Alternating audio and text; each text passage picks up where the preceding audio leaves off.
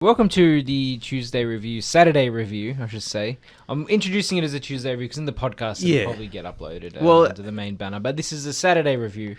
Technically, yes. Technically. I'm Nathan, as always, joined by James and Callum. How you going, guys? Not bad. Very good. So it's been a while since we've done a show on a Saturday. Yeah, we haven't done a Saturday review since early October last year, so it's been a long time. And originally, the Saturday review was just like a whatever show where we just kind of talk about politics or whatever, social issues or, personal things. And then the first one, we talked a lot about video games, but then it kind of changed to maybe we should leave video games for the main show since that's pop culture kind of stuff. But yeah, we haven't been able to do one for a while. Now we're doing one, but yeah, we figured, we might as well take this opportunity to actually talk about a lot of stuff we didn't get to in the Tuesday program, especially because Callum wasn't here for the last episode. So it's technically not a normal Saturday episode where we talk about politics and stuff. So this week we're just going to talk mostly about video games, and there's a lot of stuff been going on in the world of video games. But first, there's something that's been happening over the last few months. Yeah, last couple of months. Yeah, which is big news for nerds like us. Yeah, and we've been talking about it a lot off air. So we thought we'd bring it up now since we have the time. And plus there's been a huge development just this morning. Yeah. For us in Australia, at least. Callum, start from the start. Explain everything that happened. Okay, the dot points. Once upon a time, there was a man called Gary Gygax. And he along with a few other people, created a game called Dungeons and Dragons, which I'm sure listeners of the show know from Stranger Things or Critical Role or whatever pop culture reference. Tabletop RPG game. And when did he create it? In the 70s? Yeah, something like that, yeah. And to make a long story short, it's been owned by a couple of different companies, but they've had, at one point in time, they made a license called the Open Game License, which meant that people could make their own supplements for Dungeons and Dragons and sell it. Also, asterisks here, they claim ownership of their mechanics. We'll get to that in a minute. Yeah, but they've always claimed that. Even though you can't technically copyright. Fight me. You can't copyright game mechanics in the US. So this is called the OGL. And a lot of people use this to make a lot of... Did you say Open Game License? Yeah. And essentially all it is saying that I'm going to make a dungeon to play with my friends, but I'm also going to sell it or whatever. It allows players to make their own adventure using the Dungeons and Dragons rules. And sell them. And it's open. It's an open license. So it's like... Yeah. You don't need permission to use it. You just stick it in the end of your product and you're golden. Yeah. And this has been this way for decades. Years. Yeah, it's for years and years. So one day... Hasbro which currently owns... Hasbro is the parent company. Owns Wizards of the Coast, which currently own the Dungeons and Dragons and Magic the Gathering properties. So one day they have some financial meeting or whatever, called capitalism. Yeah. And long story short, Wizards is like the main profitable wing of the whole company. That's okay. Yeah, and the problem is that the investors, I guess, believe that Dungeons and Dragons is being under-monetized. So they believe there's like locked income in there that they need to be able to access. And a part of that problem was that a lot of the users of Dungeons and Dragons were getting their products from third-party creators. So people, making their own adventures, uploading them to the popular websites of the day, such as Drive-Thru RPG, Roll20, what have you. And they decided not good enough. We need to change that so we get a cut, a cut of their income and part ownership of their product. The Open Game License is no longer open. That's right. If you're making stuff using our mechanics, we should get a cut. And so this was called One D&D, as in we're both kind of bringing the community together to be one giant community instead of the D&D and then everyone else mentality. Yeah. So this was a deeply unpopular move, as it not only did it mean in certain circumstances that Wizards would own your product if you published under the new license. It would also mean that you had to give them money from your earnings that you made. And for some of these companies, and I will just in the spirit of honesty, for most people this isn't a big deal because you need to be earning millions for it to really affect you. but it's just the it's like 750,000 before you have to start giving them a cut or something. So it's but it's the spirit of the thing. It's saying that we're going to be taking money out of your pocket. Yeah. Excuse me, but there was a huge fallout. So the repercussions were so they made a lot of their money and a lot of their monthly active users, which is a corporate thing. Like the way they judge progress is how many MAUs have we got. How many subscriptions? Subscriptions. Yeah. So a lot of people ended up canceling their D&D Beyond accounts, which is Wizards of the Coast's personal virtual tabletop system. So like we've played games, for example, on Roll20. There's also Foundry. There's like a whole bunch of different programs you can use to play tabletop games with your friends over the internet. And D&D Beyond is their proprietary one. And so a lot of people cancelled theirs because it looks like the end result of D&D Beyond was turning D&D into a video game as opposed to a tabletop game. Yeah. So you buy all your books digitally, your characters are all digital, nothing's on paper, everything's stored on their servers, which is against the spirit of old school role-playing. Yeah, and the reason for the backlash was because for decades, the whole thing with D&D was you can use your imagination and you and your friends can get together and make your own adventure using D&D as a base, like as a foundation. Yeah. And they were basically trying to monetize you and your friends' imagination and your enjoyment of the game. So like back in the day, right, if you were 13 and you made a fantasy adventure with your friends, the chances are you're not going to try and sell it. But in the current era we find ourselves in, you could just upload it to the net on a drive-through RPG, for example, the most popular Share one. it with other people. And you could just be like, okay, you can play my adventure, $3. Yeah. You know what I mean? And it's surprisingly profitable for some people. And even if you weren't making money of it, like I said, there's still the legal ramifications. Yeah, it sets a dangerous precedent where all of a sudden the Wizards of the Coast can say, actually, that belongs to us. And there's also the morality clause, which is upsetting a lot of people, where Dungeons and Dragons would say, you can't use this word, you can't use this theme if it's associated with our products, which is loosely called 5th edition if you use the open game license. And there's like a whole people are saying you shouldn't be the standard setter for our ideas. Yeah. If that makes sense. Yeah. So anyway, long story short, there's been a massive backlash, fallout over this. What ended up happening is like Paizo, the creator of the second most popular fantasy tabletop game called Pathfinder, which was originally based off D&D using the open game license, which we talked about before. They essentially decided this is not good enough. We're making our own license called the ORC, which stands for Open Role Playing something license. I can't remember what the C stands for. And a whole bunch of other companies also rallied behind that license, giving their full support, such as Chaosium, who do RuneQuest and Call of Cthulhu. A bunch of others as well. Open RPG creative license. Oh, there you go. Yeah. So basically, like all these other companies were like, actually, we're going to embrace the old spirit of what it should be. There's blood in the water, the big shark's and I will say so I bought a game called Cypher System because I was really interested in it because it sounds really interesting and unique. And the demand for even Cypher System, which is one of the smaller big ones, I know that's a dumb thing to say, is so big that I bought my game on the 11th. It's still processed and they haven't posted it. I got an email today, me being CC'd, and there was like a bunch of people from the actual cypher company apologizing for how long it was taking, and they're trying to get the Australian warehouse to ship everything. Well, but the demand is so high, they don't have the people. All the D&D fans jumped ship. Yeah, like you said, people were cancelling their subscriptions. Left, right, And, they were all going to Pathfinder or different systems, and they're like, you know what? We don't want to reward Wizards of the Coast for their anti... the whole thing is anti-consumer,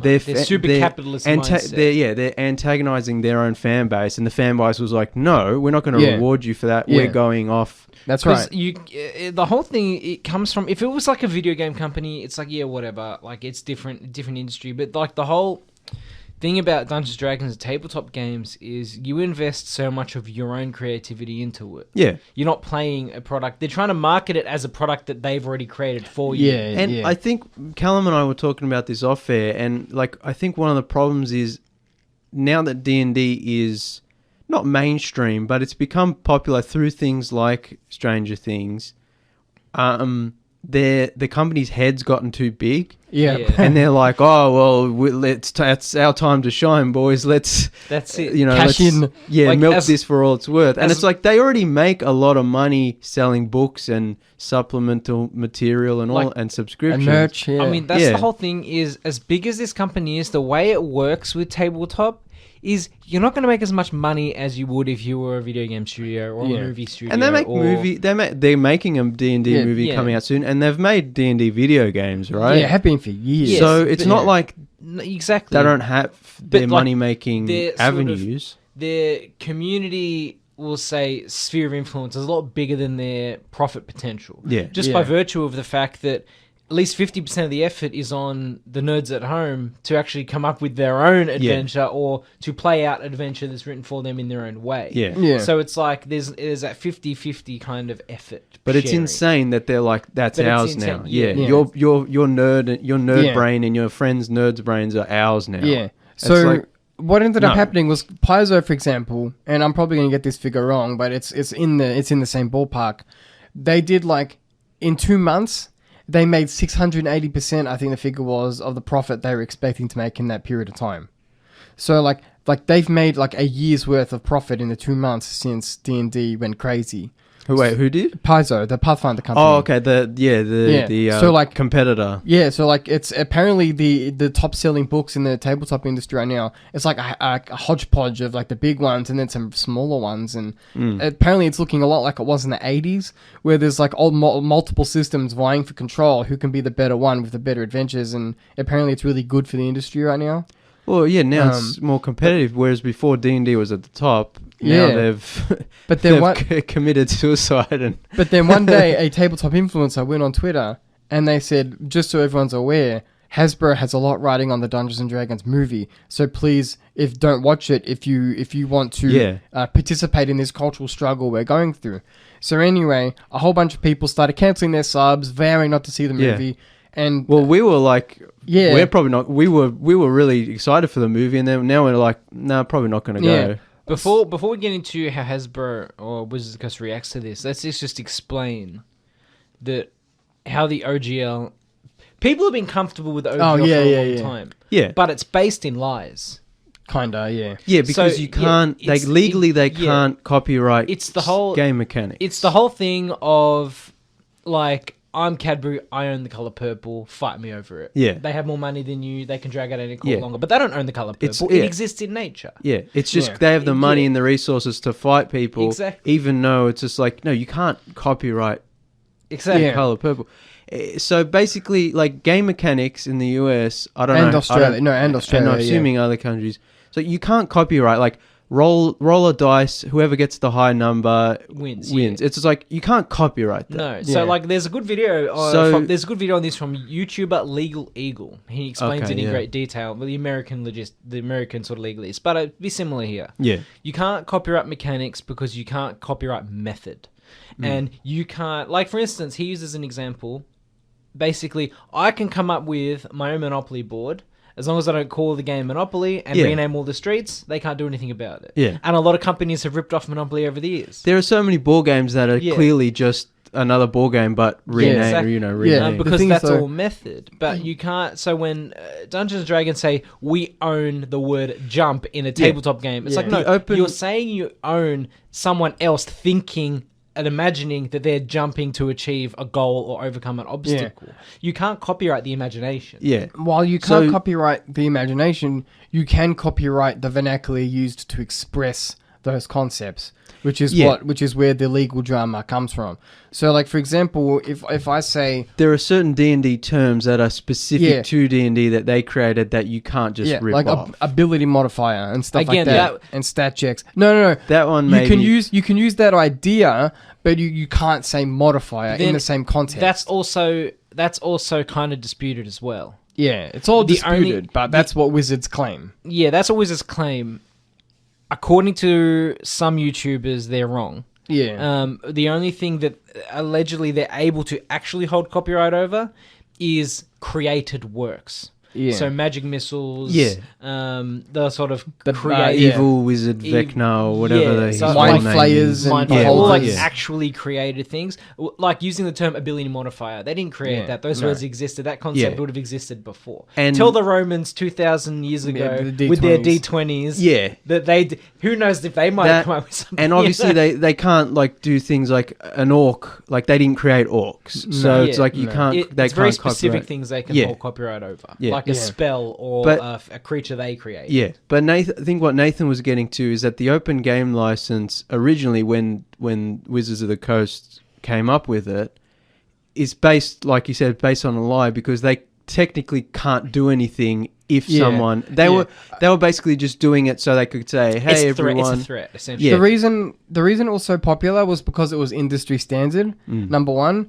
and also it was easily copied. So you could just make your own adventure, look at what someone else has done in their book, and just copy and paste the whole thing. Just like slap it in there, and you're good to go. It's kind of like a benevolent threat, right? And it's like, if you put this in, we're not going to do anything to you, but you have to acknowledge that we own it. Yeah, and like I said, even for most people, it's just that, you just got to do it. Like no one cares. It's easier than the headache of no one in the industry actually cares about it. It's just something you put in to cover your tracks. It's never been a problem until they tried to capitalize on the threat.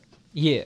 Until it was no longer an empty threat. Yeah. Exactly. And now people are like, hang on, the open game license was basically not a thing in the first place. Yeah. Everyone just accepted it because it's like, yeah, cool, you created the game, but we own our ideas, whatever. But now they're like, no, it's ours, and you're like, hang on a second. That awkward moment when they almost also the awkward moment when there's even a question on whether they own Knights of the Old Republic, but. Yeah. I sent you guys the meme in the group chat. Congratulations, you played yourself. Like they committed suicide by overstepping. Their head got too big and they overstepped their and they deliberately antagonizing the their moment own when you make the mouse loyal fan base. Imagine Disney being like, no, you don't own Star Wars or Republic, go sit down, Hasbro, thank you. It was only I have more lawyers than I would say you. It did only apply to products published under the new license, so Knights of the Old Republic would be fine. But so what ended up happening was they made a slight concession. I will say it was fascinating because they didn't say anything for like 3 weeks. It was just radio silence from Wizards of the Coast. So the whole house is burning down around them, and they're just sitting there quietly, not saying anything. But eventually, they came out with a statement, and then it was something to the effect of it was some bullcrap. But then they put. You might think you've won, but we've won too. And it was like the most cringe thing I've seen. It was like a thinly, passive-aggressive non-apology. Yeah. It was just we understand everyone's frustrated. We're sorry we made this mistake, but, and the fan base may think they've won, but we've also won. And it's like, no, dude, you can't. Yeah, anyway, so it continued to get worse for them. Yeah. And eventually they kind of capitulated as well. So what ended up happening was, they said, okay, we're going to put approximately 50 pages of what's called the SRD. So the open game license applies to what's called the standard reference document, which is just the rule set, often referred to as SRD or 5th edition, in quotation marks. So 50 pages of the SRD was going to be made Creative Commons as a kind of a token of goodwill from Wizards of the Coast. Which means that things like this, the core mechanics of the game, are Creative Commons. So they're saying, we don't own that anymore. We don't own jumping or falling. We don't own attacking even. But all this other stuff is going to be on the one D&D license, the new one, or whatever it was going to be called.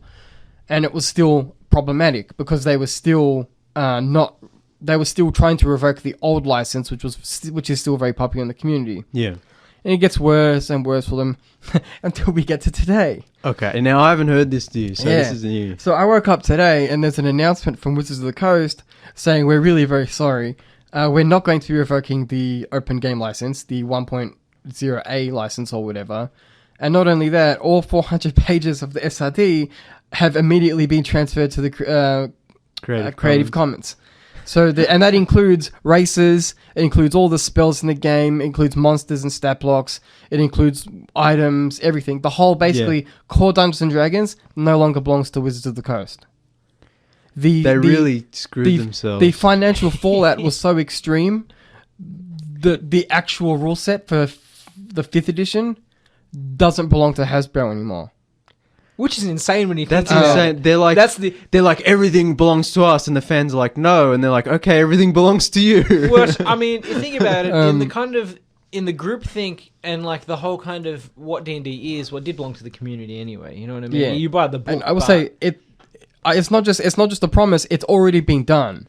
So it's like you can use it, and the only thing you have to put in there is the Creative Commons license at the bottom. Yeah. I would say credit for the company to listening to like the one lawyer who's like, this is how you can get out of this. Yeah. Well, so what ended up happening was or like the one executive who's like, this is the only thing we can do to make no, this. So Yeah. this is where it gets interesting, right? So the one good idea Wizards had in this whole thing was a customer survey. So everybody who filled out the one D&D survey must have been one united front, because every single person was like, we think it's disgusting that you're revoking the OGL and we want more in the Creative Commons. And it was like thousands and thousands of people, and Wizards were like, I guess. Callum and I were talking about this off air, and my problem is every time a company does something disgusting like this and does something that deliberately antagonizes and hurts their loyal fan base and community, everyone complains, but no one does anything about it. All the fans keep subscribed to their whatever and keep buying their product. And I think this is a good example of everyone in the D&D community uniting and saying, no, we're going to cancel our stuff. We're going to, sign this. Everyone sign the survey and sign the petitions and, boycott the movie. And it ended up working, I guess. Yeah. And that's why I'm not completely against watching the D&D movie now. Well, because now it doesn't belong to Hasbro. Guess who It belongs to us. I was going to say, guess who the D&D movie belongs to? this guy who has 2 thumbs and owns the D&D movie. Yeah. This guy. You know what I mean? Like, I can write whatever fan fiction I want and they can do nothing about it. Cal writes the unofficial sequel to the book. But my point is, what a turnaround, because just the concept of 400 and something pages of the D&D rule set actually being able to be completely used by anybody around the world for their own personal use without any legal ramifications at all, pursuant to the terms of the Creative Commons, which is a very, very loose and permissive document, is incredible to me. I think the fact that they did such a 180 speaks to me that the company, whether it was through cynic capitalistic purposes or if it was actually through introspective change of heart, actually did a proper 180 and did the right thing by the community. Only way they could have come out whole. Yeah, the decision in the first place to revoke or change the OGL was a cynical, capitalistic, executive business guy decision. It had nothing to do with the creative side of the people who make... This was only the head honchos, And so the fact that they were getting hurt monetarily, I think the businessmen were all like scrambling and like, how do we fix this? How do we fix this? And like Nathan said, someone must have said to them, like, you gotta just let it go. This is the only way out. Yeah. Like, you still make the movies, you still make the games, you still make the books. Yeah. But the only way out they of still this own hole... they still own the D&D logo, for example. Yeah. That's, obviously, it makes sense that there's certain things that are copyrighted to them. That's not what we're arguing. They're trademarks, Yeah, it's just like... It's like you have to give it to the community. That's the only way you'll get out. Yeah, especially on a game that's, for decades, been... almost purely about your own personal imagination and your friends. And as people who, we're using the SRD for our own purposes, it's incredibly uplifting to know that we can do whatever we want in that framework and there's nothing Hasbro can do to us. Yeah. You know what I mean? Like the, projects we've had shelved because we were unsure about where we could even go with them, let alone what they're going to look like. Well, like now, it's we can. We don't have to use awkward terminology anymore. We can use the natural terminology that people have been using for years. Because it works. Well, you were telling me about there was a lady who created her own tabletop game and was like literally on the verge of shipping it out to people who had bought it when all this controversy happened, and she had to stop the orders and be like, I don't know what to do because that's right. Yeah, exactly this right. will affect my because game. it wasn't just people like us sitting at home being like, and then the orc did this, Yeah. behind their computers.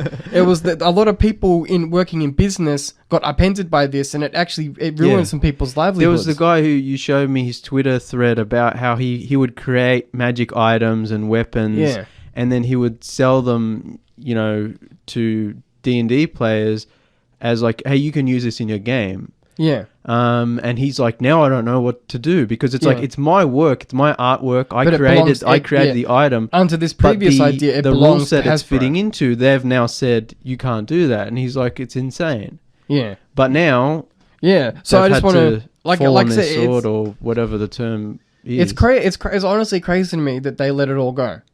It's the only way the company could come out not looking like terrible people. Yeah, like not only because people would have been happy if they were like, you know what, forget it, we're just going to stick with the open game license and we're going to change the legalese so it's ironclad, and then people still would have been happy with it. The fact that they made it Creative Commons is an incredible step forward for the tabletop community. Yeah. Like I said, I understand they did wrong. Like people shouldn't forget this. We shouldn't let this fade into memory. Because I don't like rewarding bad behavior, so I'm happy to not see the D&D movie. But then Callum's like, oh, but they, like I said, it's complicated. It now. doesn't belong to them anymore. It's a little more complicated now,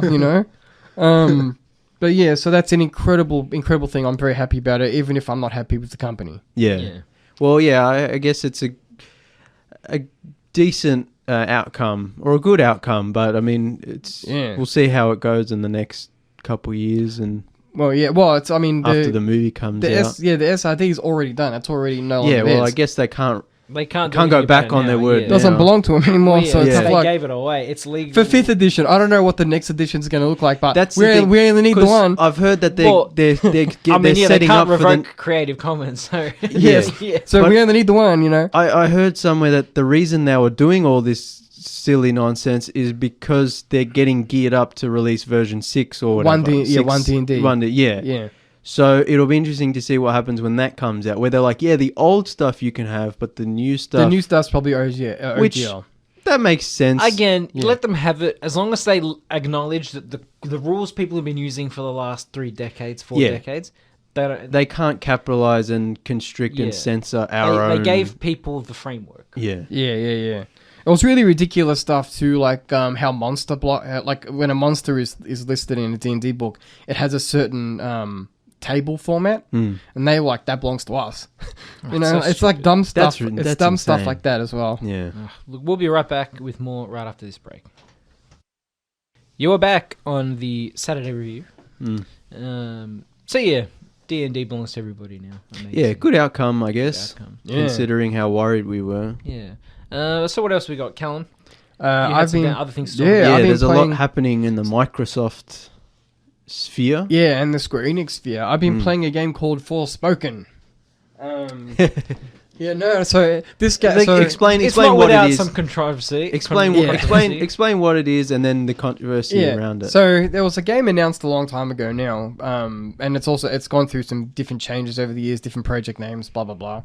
Created by a subdivision of Square Enix called Luminous Studio. Square Enix is a famous video game developer, company. Producer, business. They're most famous for Final Fantasy, right? Yeah, they also do Dragon Quest, which is more popular in Japan than here. Whole bunch. They produced Tomb Raider games, like a whole bunch of stuff. They have an American wing where they like do third-party games like Tomb Raider, but then I think they sold all those off to do NFTs, which is another story which we won't talk about. Another controversy.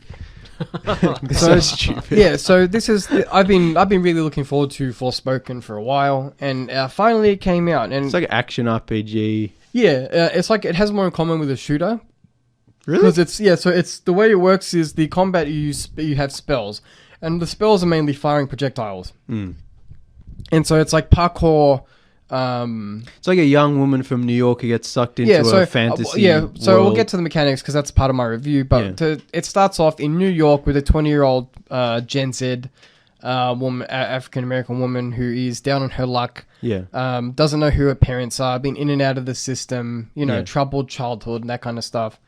and she gets arrested for breaking and entering or something, and she gets let go. Anyway, she finds a magic bracelet which transports her to another world, and the bracelet can talk like a to fantasy. Yeah, the bracelet can talk to her and stuff, and so it Yeah. comes through the PlayStation controller. It's awesome. Now the problem was if you look up reviews for It's this PS5 game exclusive, right? and PC, Okay. if you look up reviews for this game, you'd think it was awful. Sorry, go on. Yeah, so the general consensus is that the game sucks. And the reason it sucks is because the textures, which we'll get to that in a minute, because I think I have an interesting perspective on that. But apparently the dialogue is horrendous. Now, the dialogue is at times bad, and the exposition can be awful. Like, that's the one problem I have. I have a problem more with the exposition than the dialogue itself. The dialogue, once you get used to it, it's how someone from like a Gen Z lady who doesn't have a lot, like she doesn't have anything to lose. Look, it's how she would talk, in my opinion. Yeah. Now, this is a bit of a controversial view of my own, and I've seen it shared by a couple of other people, and everyone who says this gets shot down. But I'm pretty confident that the problem is that she's a black woman, and that's why people don't like it. So, Now, if this was Ryan Reynolds portraying a mid-20s white guy, and it was exactly the same game with the same dialogue, I think it'd be getting 7 and 8s instead of 3s and 4s. every time a game comes out with one, a female protagonist, and two, a female protagonist of color, hashtag gamers lose their minds. Yeah. And these people are trolls and don't listen to them. But this is even normal reviewers from like IGN and stuff. Yeah. They're like, "Oh no, the game sucks." I'm like, "It's." But I personally I love the game. Yeah, so I haven't played it and I don't intend to play it. But from what I've seen, the problem with the dialogue is that it's very like MCU quippy. Yeah, it is, and that can be very cringy, especially when it's a woman on her own talking to a magic bracelet. Going like, wow, she speaks cool, to NPCs dude. as well. And it's just like I don't know. She speaks to NPCs as well. Yeah, so but there's you know this what whole I kind mean. of, she'll like she'll say no cap or whatever. But no, See, this is the thing. It's like a bunch of 40-year-old white dudes writing for a young black woman. Japanese men. No, but is it an American It's developed Luminous game? Studios. Is that a Japanese I studio? don't believe so. So it's American studio. I don't think it is. It's not a Japanese game. No Pretty way. sure it is. Anyway, One of the That would explain the cringe dialogue. But so I think one of the reasons I think it is an issue with race is because I've seen I've quite a few. It is a Japanese studio. I've seen it because I'm pretty sure they also do Kingdom Hearts. Oh, okay. well, But pretty those good games, English localization. those games are cringy in their own way, in the dialogue. I've seen quite a few influential game critics say that the game's much better if you use the Japanese dub. Ugh. And I'm like, okay, so you take exactly the same lines. That's It's no longer delivered by a black woman, and it's so much better. Yeah, but that's also another hashtag gamer, hashtag anime troll who's just like, you have to have it in the... But anyway, long story short, like once you get used to the dialogue, it's not so bad. The problem is the exposition sucks. Number one, they don't do a good job explaining it in world. Yeah. And number two, when you're like navigating the world map, doing your stuff around the objectives around the map and just exploring, it's like they recycle the same 10 lines over and over again, which gets really monotonous really quickly. And I don't like that. Yeah, that happens a lot. I think one of the major problems with the game also is that apparently it's very like buggy and hard to get running properly, especially on the PC. Yes. Oh, the PC minimum specs are insane. Yeah. It should not have been released on the PC. If they can't get a proper port on the PC, don't bother. Yeah. Yeah. I think that's part of the backlash, and that's an understandable part of the backlash, because as Nathan and I were talking about last episode, it happens with every big game that comes out now is a buggy mess that you can hardly get running. Yeah. And I think the other problem is, like you were just saying with the repeating dialogue, is now we're in the... I mean, it's current gen now, but we're in the next gen consoles, PS5, Xbox Series X, and we're still getting games that feel very much like PS4 Yeah, that's what I was going to get to. era. So with the story is interesting. The world is interesting. Like, I want to get that out of the way as quickly as I can. I actually think it's an engaging world, and I like being in it. And that's something I haven't really seen people talking about. People focus so much on the negatives that they don't see that it's actually an interesting world with an interesting story, even if the delivery is not ideal. It has interesting characters with interesting powers. What about the gameplay though? Because I've heard that's a bit rough. So when it comes to the magic parkour, which is what it's referred to in game, I think people were maybe expecting like a Spider-Man kind of thing, but it's literally her natural parkour abilities enhanced by the magic bracelet. I think it's sick. I love it. So I haven't had that. Once you understand, like I was frustrated with it at first, but then once you understand the limitations of the parkour, you can make it work for you. So, like, I used to suck with it, like I said. But then I would look at a rock and I'd be like, that's too high for me. I can't get there yet at the moment. There's like these geodes that point out, and I'm convinced at some point I'm going to be able to rope up. Yeah, upgrade. Yeah.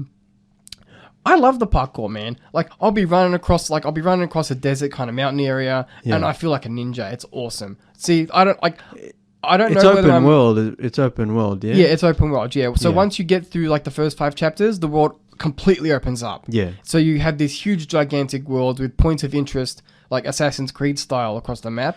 Well, that's one of the criticisms I've heard is that, you know, because now every game has to be open world, and like Assassin's Creed and those Ubisoft kind of games, is just like it's this huge world and it's either super empty or filled with a lot of repetitive crap.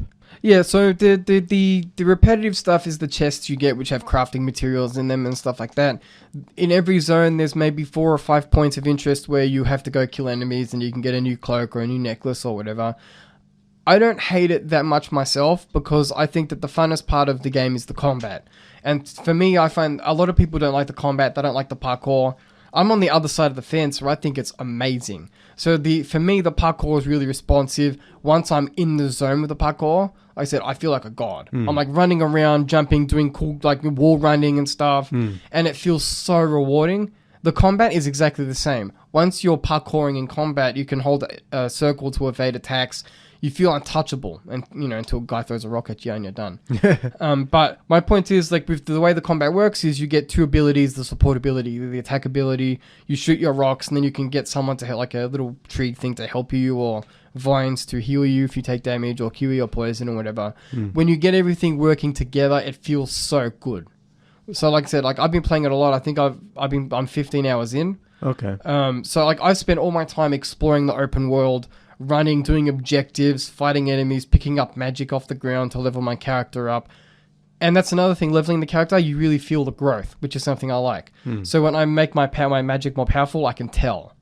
Stuff like that. So like I look at the reactions to this game and it's overwhelmingly negative, but I'm having a blast. Like, and don't get me wrong, I'm sure after 40 hours of running around, 40 extra hours of running around, maybe it'll start to wear off. But that's when you go to the story, and then you start to progress the story. There's also dungeons that you can go to unlock extra, special items and stuff. What he's not telling you is that when he's running around the world map doing objectives and he passes a building, it looks like a PS2 building. Now, that's what I was going to get to. These like, no, really? So it runs at 20 FPS. Those are the positives, right? Yeah. It's not a perfect game. So I'm very lucky to have a fancy TV which has variable refresh rate. Okay. So I don't see the problems as often as some people with inferior televisions, peasants, might see. There are some times where the FPS drops. Yeah. Which is bad, and it doesn't feel good when it drops, and sometimes it does feel quite jank. Now this game's been in development for a very long time. So unfortunately what's happened is it's neither a PS5 game nor a PS4 game. It's somewhere in the middle. Yeah. So when the graphics are good, they look stunning. But also there are times when the graphics look awful. I don't know why that is. I don't know what's going on behind the scenes. But in the start of the game, it's set in New York. Yeah. And when I was showing Nathan when I first got the game running, I was walking through New York, and it's barely peopled.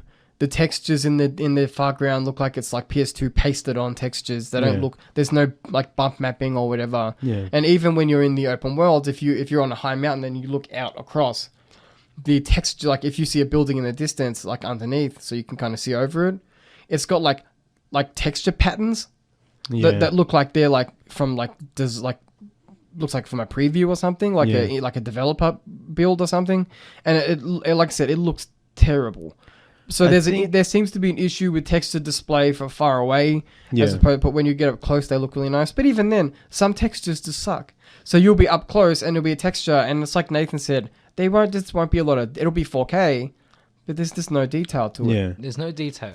I think the problem, it had a stunted development cycle where I guess it had to reinvent itself because of the new tech available, and it's like Final Fantasy 15 had the exact same problem, where the games take so long to develop, they find themselves in an awkward position for the hardware, they have to release on powerful consoles, but they were developed for inferior previous consoles. gen. Yeah, I think that's the problem. Is like we're technically 2-3 years into the new gen or current gen. I saw an article yesterday that made me have a heart attack that said that Sony's prioritizing the PS6 over PS5 Pro, and I thought, we're already having that discussion. So that's the thing. PS5 is only just getting games now. Yeah, exactly. It's like we're already a few years in, and it still just feels like it's the first 6 months of the cycle. Yeah, because we're just getting games now. And it's just like, and now they're already starting to think of what's the next console. And it's like, hang on, we haven't even started this gen. Like, we're in this awkward phase of like, we're still getting PS4, Xbox One titles, style games, but on the new hardware. And by the time we finally get games that are truly next gen, it's time for the next one. They're going to be like, here's the PS6. It's like, wait, what?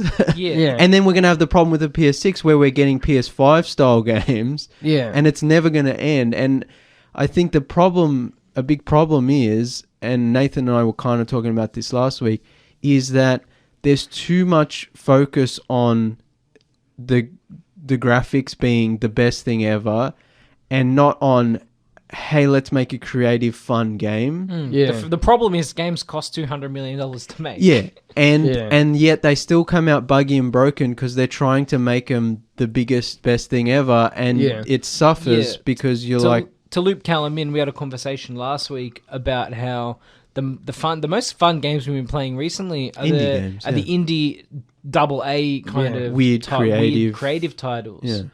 That exist on Game Pass right now. But it's like all these AAA games that cost $100-200 million to make, well, of course they're not going to get released because no one's ever going to be happy with the final product because it's costed them $100 million. What do you mean they're never going to get released? Oh, it takes them they take 10 years to make. Yeah, like a 10-year development cycle. Yeah. And then by the time they come out, they're outdated. Yeah. And they're bloated and buggy. Exactly. And the industry needs to shift again to, sure, like it might sound crunchy and awful releasing a game a year, release a game every 2 years, but just you can scale it down. It's happening to Assassin's Creed. Yeah. Yeah, well, they're making smaller scale games. The next Assassin's Creed is meant to be like a tighter, more 20-hour game. We mentioned this because I remember you mentioned on another episode, and I thought it was interesting because I stopped playing Assassin's Creed games 10 years ago, and they just got big and bloated and ugly and boring. And now they're like, actually, we're going to do a tighter story-focused game. I'm like, well, now I'm interested again. Exactly, because you'll be able to actually ship it within a few years. Yeah. And it won't just be this giant open world where you're just doing the same quest over and over again. It's like Hellblade. I saw... Hellblade? Yeah. Senua's Sacrifice. I saw something interesting. Well, that's an indie game. That game looked like a AAA game, but it was more focused. So focused. Yeah. You know, I saw something interesting on the Twitters the other day. You know, the most... actually, was on Digital Foundry tweeted it. One of the guys from Digital Foundry. The best looking Assassin's Creed game in terms of graphics is still Unity, and that was a PS4 game, I believe. That's interesting. When did that? It was that. I mean, it's not one of the newer ones. But if you look at screenshots of Unity and put it next to the new games, Unity looks miles better. It's like, because it's tighter. It's like when the new Halo came out and people were like putting it against like Halo, whatever the previous one was. 5 or whatever. Yeah, and people were like, what the hell is with the drop in quality? Like, what are you guys spending all your time and money on? And I think it's because they're stretching themselves so thin with like open worlds and on massive online multiplayer maps and modes, and it's just like, just make a Halo game. Like, as far as Assassin's Creed goes, like Unity, Syndicate, all the older games that had that old kind of larger world hub style, and it wasn't just like, here's the Greek islands, go sail. It's like, they were a lot better than the kind of ones where it's like you have to explore a continent. because you can focus, and I'm hoping that's where the industry moves. Yeah. So it's like just focus a little bit more on a singular vision, and don't try to give everyone everything. Yeah. Yeah. And spend $100 million doing it for some reason. Yeah. So yeah, Forspoken, I thought was really, really good. Obviously, I guess, if you're interested, maybe wait for a discount or play the demo first. I don't know, but I thought it was great. I think it's great. I love it. I was talking to Nathan last week, and I'm like, I don't play AAA games anymore, and the ones I do want to play, I don't buy them when they come out. I buy them when they go cheap because it's not worth. Oh, they're like $110 a piece. And that's the other thing is, they're so expensive now. Yeah, like it's insane. $120 for a PS5 game is not worth it, no matter how good the game is. But another interesting surprise. So Square Enix is an interesting company because they released a game called Stranger of Paradise, which was like a Souls game set in the Final Fantasy universe, but it's a prequel to Final Fantasy 1. So you become the villain of Final Fantasy 1. Spoilers. Yeah. Anyway, the game is fun, but also sucks. Because the graphics look like PS3 at times, and it's like, and also it's really hard. So one thing that really frustrated me was they released all these really cool sounding DLC expansions for the game, and I'm like, cool, they sound really fun. The problem is, the geniuses over at the company which made this game locked it behind difficulty settings. But so like that's fine. Like if I have to play it in hard mode, that's fine. But you have to spend money, in-game currency, I should say, to unlock hard mode levels. So you have to play to play a level on like the regular hard mode to earn this currency to then play the game on a harder mode to unlock currency to play it on the DLC level. Oh my god! So it's like I was like, I'm just not going to play the DLC because I don't have time to endlessly replay the same levels to unlock content. That's another thing we were That's exactly what we were talking about last week. But I paid for that. And they want me to, like, no. I'm sorry, no. Yeah. But anyway, it's looking likely they're going to make a sequel, which, you know. Can't really hit someone. Yeah, but then you'll play it, won't you?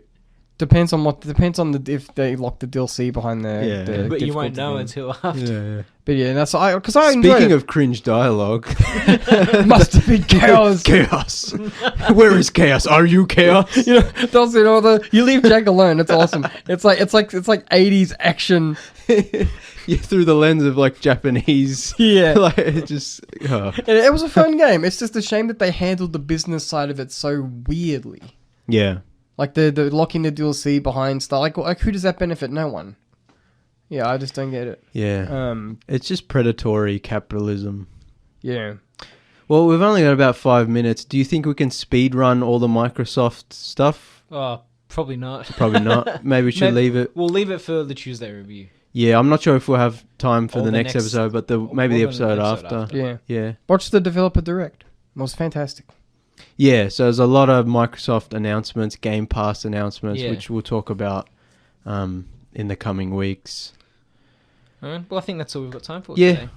Thanks for listening, everybody. Thanks for joining us on a easy breezy Saturday. It's going to be a bit hot today. Please stay cool, stay hydrated. Yeah. Storming last episode and stinking hot this episode. You never know. You never know what's going to come. Yeah. All right, thanks make your own Dungeons and Dragons content. Yes, make your own D&D content. It belongs to you now. It belongs to you.